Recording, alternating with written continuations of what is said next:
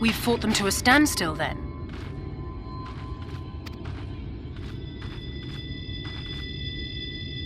The Exarch did say that the Empire seemed to have drawn back when he last looked in on the source. But without knowing for sure how fast time was passing there, I couldn't help worrying that a lot might have happened since then. I'm heartily relieved to hear that it hasn't, just as Alphonse must have been. As you can imagine, both he and Urianger were desperate to hear the news from home when I arrived. I haven't actually seen Thancred and Y'shtola yet, but they will have heard all the latest developments from the Exarch by now, or should have at least.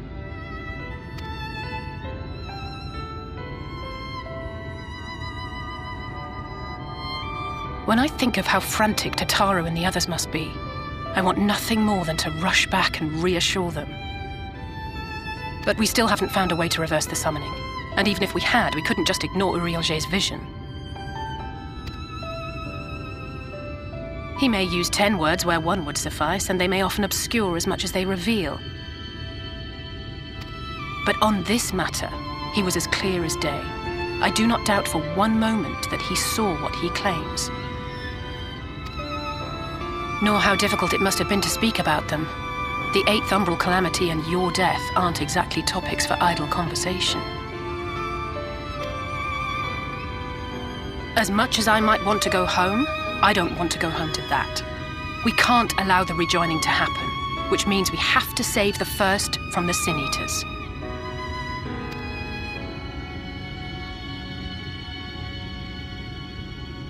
That great wall of white is a remnant of the Flood. 100 years ago, the balance in the First tipped decisively in favor of light. From that moment, it rose and swelled with each passing day, and then, without warning, it burst forth like water from a broken dam. A colossal wave of pure light, drowning everything in its wake. Only Norvrant was spared.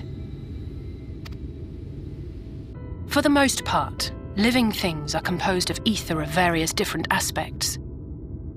But when exposed to such a flood, their etheric harmony is shattered, and their natural form breaks down. Then they either perish, or are warped into mindless abominations.